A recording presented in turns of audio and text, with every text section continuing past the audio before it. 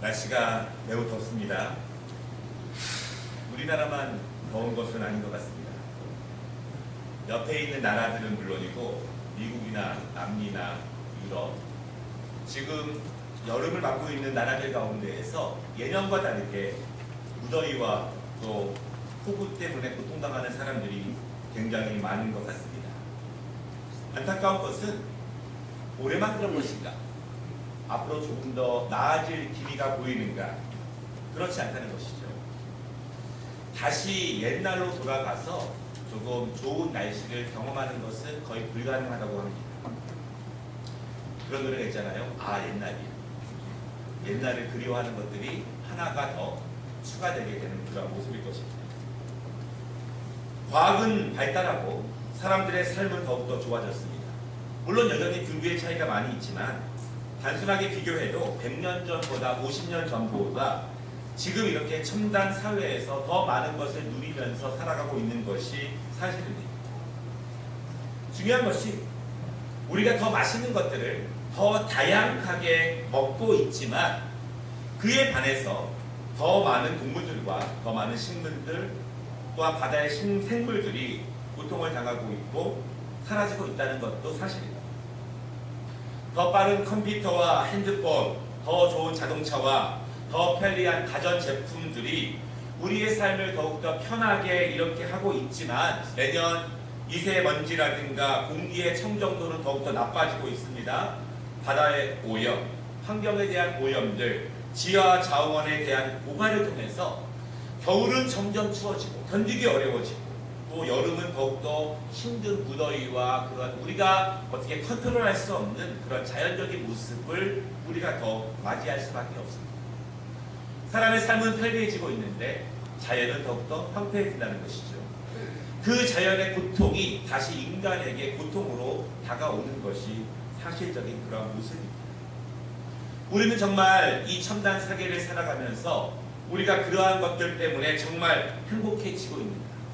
정말 행복한가? 물론 편리한 것은 맞습니다. 그러나 편리하다고 해서 모두가 다 행복한 것은 아닌 것 같습니다. 어찌 보면 불편했을 때가 편리할 때보다 조금 더 행복하지 않았나 그렇게도 우리는 생각해 볼 수 있습니다. 여러분, 이 지구, 이 세상, 우리의 삶 왜 이렇게 되었을까요? 앞으로 더 나아질 수 있을까요? 아니면 더욱더 나빠질까요? 왜 그럴까요? 원인은 많이 있을 수 있습니다. 그러나 앞으로 더 나아지기 어렵다는 것은 전문가가 아닌 제가 봐도 분명한 그런 사실이죠.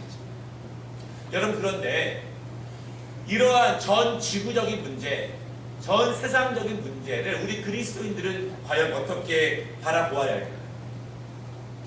내 개인과는 전혀 관계없는, 내 신앙과 관계없는 모습으로 상관없다 그렇게 말씀할 수 있을까요? 여러분, 상관이 있습니다. 전 세계적으로 이렇게 변해가는 모습 가운데, 환경 가운데 우리는 그 안에서 하나님의 뜻을 발견할 필요가 있습니다. 그리고 하나님의 뜻이 이 땅 가운데 이렇게 점점 어려워가는 세상 가운데 하나님은 우리를 통해서 무엇을 보게 하시고 우리가 어떻게 일하시기를 원하실까에 대한 그 하나님의 마음과 그 뜻을 우리가 발견할 수 있어야 한다는 그런 말입니다. 오늘 말씀의 제목이요, 빛이 많아져야 하는 이유, 이런 제목인데 이 말씀을 중심으로 해서 제가 두 가지로 함께 말씀을 나누려고 합니다. 첫째로는요, 빛은 모든 어두움과 혼돈을 바로잡습니다. 점점 힘들어져가는 우리들의 삶의 환경, 우리가 살아가고 있는 지구의 문제들, 지구가 지금 고통을 말하고 있고 여러 가지 통증을 호소하고 있는데 그 문제의 핵심이 무엇일까? 여러분, 그것은요, 혼돈하고 무질서해지고 혼탁하다는 것입니다. 지구가 그렇게 변하고 있다는 것입니다. 물론 과거에도 그랬지만 점점 그것이 더 심해지고 있습니다. 무슨 말이냐면 원래 이 지구는, 이 우주는 그렇게 만들어지지 않았는데 지금 그렇게 더욱더 나빠지고 있다는 것입니다. 더욱더 혼돈해지고 있고 무질서해지고 있고 혼탁해지고 있다는 것이 우리가 살아가고 있는 이 세상의 모습입니다. 이 우주 만물이 처음에 어떠한 모습이었을까요? 창세기 1장에 보면은 창조 2절에 이 우주 만물에 대해서 뭐라고 말하고 있냐면 혼돈하고 공허하며 흑암이 깊다 그렇게 말하고 있습니다. 원래 그런 모습이었습니다. 여러분, 그런데 하나님께서 창조를 통해서 이 우주의 질서를 바로 세우셨습니다. 공허함을 채우셨고 흑암을 깨뜨리신 거예요. 하나님은 그래서 제일 먼저 빛을 창조하셨습니다. 빛이 있으라 이렇게 말씀하시고 빛이 있자 하나님께서 말씀하시기를 빛이 있으니 좋았더라 그렇게 말씀하십니다. 좋았다는 의미는요, 무질서가 있었는데 빛을 통해서 질서로 바뀌었더라, 혼돈이 있었는데 빛을 통해서 제 자리를 찾아갔더라, 공허한 것이 있었는데 빛을 통해서 그 공허함이 꽉꽉 채워졌더라, 어두움과 흑암이 있었는데 빛을 통해서 모든 것이 밝아졌더라, 그런 의미입니다. 여러분, 빛은 그런 역할을 합니다. 이 땅에 빛이 필요한 이유입니다. 하나님은 이 땅에서 모든 혼돈하고 무질서하고 공허하고 어두운 것을 기뻐하시지 않고 원하지 않으셨기 때문에 빛을 통해서 그 모든 것을 바로 잡으셨습니다. 그것이 하나님의 뜻입니다. 여러분, 그런데 하나님께서 그 빛을 만드셨지만 처음 만드셨던 그 빛의 밝기가 점점 줄어들고 있습니다. 창조 시에는요, 너무너무 눈이 부셨고 이 땅의 구석구석 하나 어디 하나 공허함과 무질서와 혼돈이 발붙일 수 없을 정도로 그 빛이 밝고 환했지만 점점 그 빛의 밝기가 줄어들고 있다는 것입니다. 그 빛의 밝기가 줄어들면 줄어들수록 이 땅에서 조금씩 어두워지고 있는 지역들, 민족들, 조금씩 더 무질서해지는 것들, 더 혼탁해지는 지역들이, 그 마음들이 점점 생기기 시작합니다. 왜 그러면 그 빛의 강도가, 밝기가 줄어들고 있을까요? 왜 이 지역에 점점 어두워지고 있는 것들이 많아지고 있을까요? 여러분, 그것은 죄 때문입니다. 죄는 하나님의 뜻이 아닙니다. 한 사람의 죄가 모여지고 모여져서 하나님의 보시기에 좋았다라 말씀하신 이 세상이 조금씩 점점 어두워져 가고 있는 것입니다. 죄는 혼돈과 무질서, 어두움과 절망을 만듭니다. 여러분, 빛의 반대말은 어둠이 아니라 빛의 반대말은 죄입니다. 한 사람의 시기와 질투는 한 사람을 살인하게 만들게 됩니다. 한 사람의 욕심은 동물과 식물들을 남용하여 죽이게 됩니다. 한 사람의 야망은 전쟁을 일으켜서 수많은 사람들을 죽음과 고통으로 몰아넣게 됩니다. 한 국가의 욕심은 다른 나라를 식민지로 만들게 되고 그 사람들은 수많은 피를 흘리게 됩니다. 한 기업의 욕심은 수많은 민족들의 노동력을 착취하게 되고 자신들의 배만 부르면 된다고 하는 그러한 합리성을 갖게 됩니다. 한 사람의 정치인의 욕망은 수많은 사람들을 희생시키게 되고 한 사람, 한 기업, 한 국가, 한 민족의 욕심들 때문에, 지구에 살아가고 있는 사람들의 욕심들 때문에 자연이 오염되고 생태계는 파괴되어 가고 하나님이 보시기에 좋았더라고 말씀하신 그 세상이 점점 피폐해가고 황폐해져 가는 그 지역들이 점점 많아지고 있는 것입니다. 무질서와 혼돈 가운데 빛을 만드셨지만 그 죄들이 사람들의 마음에 들어오고 그 죄들이 점점 어둠으로 퍼져나갈 때 이 땅은 더욱더 혼잡하고 무질서하고 혼탁하고 공허했던 창조 전의 모습으로 다시 돌아가고 있다는 그런 말씀입니다. 어떤 사람들은 말합니다. 더 나은 삶을 위해서 어쩔 수 없는 선택이었다. 더 발전된 세계를 위해서 이게 더 좋은 길이다. 미개한 저 사람들을 문명으로 이끌어내는 올바른 길이었다. 인류에게 더 좋은 행복과 편리함을 제공하기 위함이었다. 생태계와 자연은 인간을 위해서 희생되어야 한다. 그럴듯한 이유가 있습니다. 많은 사람들이 그들의 이론에 공감합니다. 왜냐하면 그 혜택을 누리고 있기 때문입니다. 때로는 어쩔 수 없다. 내가 여기서 할 수 있는 것이 무엇이냐. 이렇게 말하면서 쉽게 포기하는 사람들도 있습니다. 여러분, 그럴수록 이 지구는 변해갑니다. 좋게 변해가는 것이 아니라 점점 나쁘게, 어둡게, 무질서하게, 혼탁하게 변해갑니다. 그리고 지구에 살아가는 사람들도 점점 어둡게 변해가고 있습니다. 하나님께서 창조시에 만드셨던 그 빛은 너무 밝았고 너무 환했고 너무 따뜻했고 너무 아름다웠지만 이 세상에 점점 그 빛이 비추지 못하는 그림자가 점점 많아지고 있습니다. 빛이 비추지 않기 때문에 거기서 점점 차가워집니다. 냉기가 흐르게 됩니다. 그 안에서 수많은 병균들이 다시 만들어지고 있다라고 하는 것입니다. 여러분, 이것이 하나님의 뜻일까요? 하나님은 이 땅을 그런 뜻으로 만드셨을까요? 하나님은 우리에게 이 땅을 통치하라고 말씀하신 것이 그런 의미일까요? 그렇지 않다라고 합니다.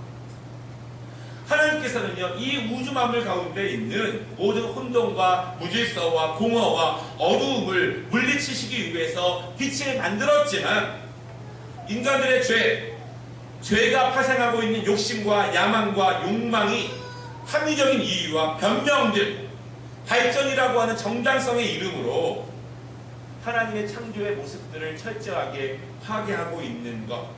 그래서 이 땅은 희한하게 원래 창조 전에 있었던 모습으로 다시 돌아가라고 하는 모습을 지속적으로 보이고 있습니다. 여러분, 이 땅의 자연재해들, 환경들, 그것이 우리와 관계가 없는 것이 아닙니다. 그것이 우리의 믿음과 우리의 신앙과 관계가 없는 것이 아니라는 그런 말씀입니다. 여러분, 그럼에도 하나님은 이 세상을 향한 사랑을 포기하지 않으셨습니다. 처음에 그 빛을 잃어가고 있었지만 어두움이 다시 많이 만들어지고 있지만 하나님은 우리를 포기하지 않으시고 처음에 그 사랑, 처음에 그 빛을 이 땅에 다시 보내십니다. 오늘 그 빛이 요한복음 1장에 나오고 있는 그 빛입니다. 3절에 보니까 이렇게 말씀합니다. 그 빛은 창조 전부터 존재했다. 4절 말씀에 그 빛에는 생명이 있다. 그 빛이 있어야 생명을 얻을 수 있다. 5절에 보면은요, 그러나 그 어두움 가운데 빛이 왔지만 그 어두움은 빛을 거부하고 있다. 왜냐하면 자신이 드러날까 두렵기 때문입니다. 이렇게 말씀하고 있습니다. 빛이 비춰지면 어두운 면이 드러납니다. 추악하면 인낯들, 원래 모습, 더러운 것, 정결하지 않은 것들, 거룩하지 않는 것들이 드러납니다. 그래서 이 사람들이 어두움을 사랑하고 빛을 꺼려하는, 그 빛을 거부합니다. 빛을 몰아내려고 합니다. 빛을 없애려고 합니다. 빛이 비치면 어두움이 드러나기 때문에 빛을 거부한다고 하는 것입니다. 여러분, 그러나 중요한 것은요, 그 빛이 없으면 이 세상은 다시 환해질 수 없습니다. 이 세상은 창조전의 모습인 모든 혼돈과 무질서와 공허와 어두움으로 돌아갈 수밖에 없는 것이 이 세상의 모델이라는 것을 여러분 믿으시기를 바랍니다. 그 빛이 무엇일까요? 그 빛은 예수 그리스도. 예수님이 온전한 빛입니다. 예수 안에 생명이 있음을 여러분 믿으시기를 바랍니다. 그 빛이 내 안에 비춰지면 내 더러움, 내 욕심, 내 부끄러운 점들이 다 드러납니다. 우리는 그래서 그 빛을 받아들이기를 거부합니다. 아니, 받아들이기는 하지만 내가 부끄럽지 않을 정도로만 받아들입니다. 그분에게 나의 더럽고 정결하지 않고 추악한 모습들, 어두움의 모습들을 드러내고 싶지 않습니다. 내 무질서, 내 어두움, 내 공허함, 내 혼돈된 내 무질서를 그분께 드러내고 싶지 않은 거예요. 그래서 우리는 그분을 적당히 거리를 두고 그분에게 나의 모든 것을 온전히 드리지 못하게 됩니다. 여러분, 그렇지만 예수님의 생명의 빛이 나를 온전히 비추지 않는다면, 나를 완전히, 나를 전부 비추지 않는다면 우리는 죽습니다. 왜냐하면 빛이 온전하지 않으면 우리는 어두움으로 가득 차기 때문입니다. 예수님의 생명이 우리를 비추시기 원한다는 사실을 여러분 믿으시기를 바랍니다. 나의 구석구석, 나의 온 마음, 온 영혼 어디 하나 빼놓지 않고 나의 모든 것을 그 빛이 비추기를 원하신다는 사실을 여러분 믿으시기를 바랍니다. 그 빛이 너무 강렬하다고 해서 숨거나 피하지 마시기를 바랍니다. 부끄럽다고 회피하지 마시기를 바랍니다. 왜냐하면 부끄러움은 잠깐입니다. 그러나 생명은 영원합니다. 혼돈과 어두움과 무질서를 가지고 영원하게 살겠느냐? 아니면 예수의 생명, 그 생명의 빛을 받아들여 나의 온 마음과 온 몸이 환하게 비침으로 나를 살아가고 있었던 모든 혼돈과 무질서와 어두움을 내어 쫓으며 예수의 생명으로 살겠느냐라고 하는 것입니다. 예수의 생명이 내 안에 있으면 그 빛이 나를 온전히 비추면 우리는 그 빛 때문에 내 마음이 뜨거워집니다. 더워집니다. 환해집니다. 내 마음에 사랑이라고 하는 열정이 더욱더 커지게 됩니다. 더욱더 거룩해지게 됩니다. 그 생명이 나를 온전히 비추면 내 빛 때문에, 그 열기 때문에, 그 뜨거움 때문에 내 주위도 환해지게 됩니다. 내가 밟는 발걸음마다 그 안에서 밝아집니다. 내 가정이 밝아지고 내 직장이 밝아지고 세상이 밝아지게 됩니다. 그 일을 위해서는 내가 먼저 예수의 생명의 빛으로 환해져야 한다는 사실을 여러분 분명히 믿으시기를 바랍니다. 한 사람의 죄로 어두워진 세상은 한 분의 생명의 빛으로 다시 환해질 수 있다는 사실을 분명히 믿으시기를 바랍니다. 두 번째, 오늘 제목처럼 빛이 많아져야 하는 이유가 있습니다. 최초의 사람 이후에 죄는 점점 많아지기 시작합니다. 이제는 눈을 들면 도처에 죄가 가득합니다. 어찌 보면 죄가 만연해져서 죄가 문화가 됩니다. 죄가 삶이 됩니다. 죄가 문명이 됩니다. 죄가 당연해집니다. 여러분, 그러다 보니까요, 죄를 지적하는 것은 평등을 훼손하는 것이라고 말하는 사람들이 생깁니다. 죄를 지적하는 것이 차별이라고 말합니다. 죄를 지적하는 것을 금지하는 법안이 만들어지기도 합니다. 여러분, 성경을 보면은요, 이러한 모습은 계속 있었습니다. 이방 문화가 하나님의 백성들에게 들어옵니다. 이방 사람들과 결혼을 합니다.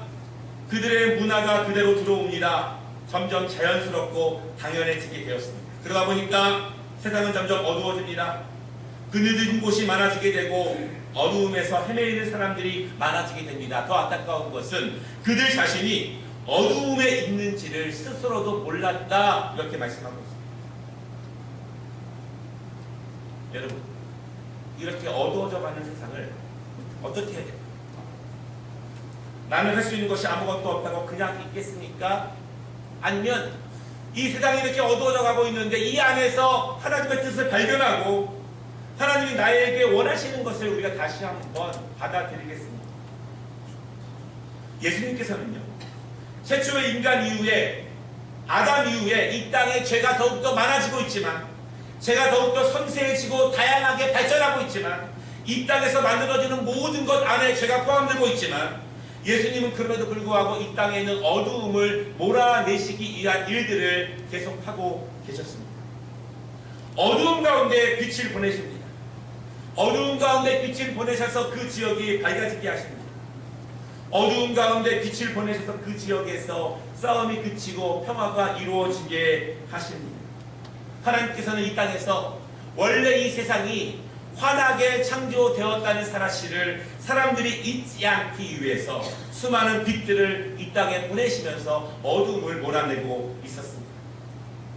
아브라함을 보내셨고 노아를 보내셨습니다. 다윗을 보냈고 솔로몬을 보내셨습니다.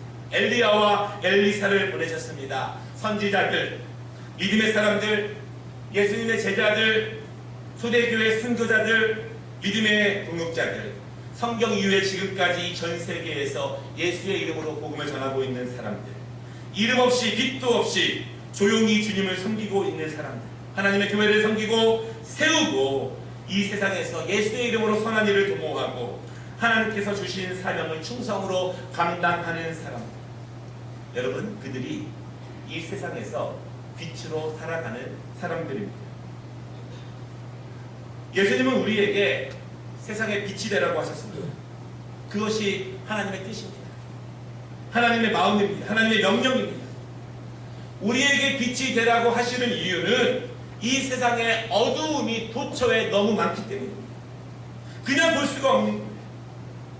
빛이 점점 사그러 들어가고 있고 어두움이 더욱더 많아지는 것, 그 어두움이 당연하게 되고 원래 그런 것으로 여기고 원래 문화로 여기고 문명으로 여기는 것들을 하나님은 견딜 수가 없는 것입니다. 그래서 수많은 믿음의 사람들에게 너희가 그곳에 가서 거기서 빛이 되어서 그곳의 어두움을 몰아내고 빛으로 환하게 비춰라 이렇게 말씀하시고 계십니다. 그래서 그런 하나님의 마음을 헤아리고 그것을 사명으로 갖고 있는 자리에서 예수 그리스도를 모셔서 내가 환하게 되어서 그 환함으로 그 자리를 비춰가는 사람들, 그 사람들 때문에 이 세상에서 다시 예수의 빛이 어두움을 몰아낼 수 있다는 사실을 여러분 믿으시기를 바랍니다. 어떤 사람은 가정에서 그 빛을 비춥니다. 어떤 사람은 시장 통해서 그 빛을 비춥니다. 어떤 사람은 예술계에서, 음악계에서, 체육계에서, 정치 현장에서, 공무원으로서, 학생으로서, 직장인으로서 내 안에 있는 생명 되신 예수 그리스도를 모시고 그분이 나를 환하게 밝혀주셨기 때문에 그 빛으로 내가 있는 그 자리를 비추어 가는 것, 그것이 어두워져 가고 있는 이 세상에서 하나님이 우리에게 주시는 하나님의 뜻입니다. 여러분, 있는 그 자리에서 빛이해지기를 먼저 예수 그리스도의 빛이 나를 온전히 비출 수 있도록 나를 온전히 드러내시기를 바랍니다. 빛이 되면 내가 있는 자리에서 어두움이 사라지게 됩니다. 분노와 화가 넘치는 자리가 점점 용서와 평안의 자리로 비춰집니다. 시기와 부정이 넘치는 곳에서 정의와 공의의 강이 흐르게 됩니다. 거룩하지 않은 것과 더러운 것들이 있는 곳에서 빛이 비춰지면 깨끗하고 정결하게 됩니다. 게으르고 나태하고 불성실한 곳에 빛이 비치면 바른 자세와 정신으로 빛이 납니다. 기도가 사라지고 예배가 사라지고 하나님에 대한 열심이 사라진 곳에 빛이 비치면 기도하고 예배하고 찬양하는 빛이 납니다. 환해지면 그 빛을 사모합니다. 어두움은 그 빛을 거부합니다. 빛이 비춰지는 그 시간, 그 자리를 거부합니다. 합리화시키고 정당화시킵니다. 그 빛에 내가 온전히 두려워할까 두렵기 때문입니다. 말씀을 마치겠습니다. 예수님은 우리에게 세상의 빛이 되라고 하셨습니다. 어두움은 하나님의 뜻이 아닙니다. 그러나 빛은 하나님의 뜻입니다. 이 땅의 구석구석 어두운 곳에 누군가가 반드시 빛을 비춰야 환해질 수 있습니다. 초가 하나 있으면 작은 방도 환하게 할 수 없지만 초가 100개쯤 있으면 방 하나쯤은 환하게 비칠 수 있습니다.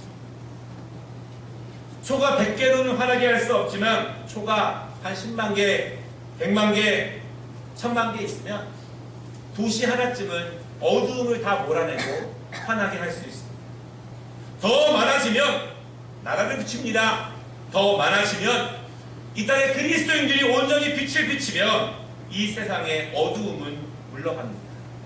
여러분, 그래서 빛이 많아져야 빛은 많아져야 내 빛은 미약하지만 이 빛이 많아지면 이 세상이 하나님이 원하시는 모든 무질서와 혼돈과 공허함이 사라지고 온전한 충만함으로 채워진다는 사실을 여러분 믿으시기를 바랍니다. 어느 집에 갑자기 정전이 되었습니다. 밤에. 그래서 주인이 초를 찾기 위해서 지하 창고에 갔습니다. 얼마 전에 이사간 이웃 교회에서 받아놓은 초 무더기가 있었기 때문에 그것을 찾으러 지하에 내려갔는데요. 한 초를 집었는데 초가 말을 합니다. 저는 데려가지 마세요. 저는 빛을 비추는 초가 아닙니다. 저는 찬양만 전문적으로 하는 초입니다. 다른 초를 집었는데요. 저를 데려가지 마세요. 저는 기도만 하는 초지 불을 비추는 초는 아닙니다. 한 초를 집었는데요. 저는 가르치기만 하는 초지 저를 희생해서 다른 사람에게 빛을 비추는 초는 아닙니다. 이렇게 말했다는 겁니다. 정작 초의 사명은 어두움을 밝히는 것인데 그것은 뒷전해지고 다른 것에 정신을 놓여있고 그것이 주 업무라고 생각하고 있다는 거예요. 그 집주인이 초를 다 갖다 버렸다고 하는 겁니다. 여러분, 목사나 성도나 모든 그리스도인들의 사명은 빛을 비추는 것입니다. 그 자리에서 빛이 되는 것이 우리의 사명임을 믿으시기를 바랍니다. 나는 어두움을 더 어둡게 하는 사람입니다. 나는 어두움을 환하게 하는 사람입니다. 다른 사람 말고, 다른 사람 생각하지 말고, 나 자신, 내가 빛이 되면 그 자리에서 하나님의 뜻이 이루어짐을 여러분 믿으시기를 바랍니다. 내가 빛이 될 때 하나님이 우리를 통해서 이 세상에 대한, 그 가정에 대한, 그 직장에 대한, 민족에 대한 소망을 놓지 않으신다는 사실을 믿으시기를 바랍니다. 우리 한번 합심으로 기도하겠습니다.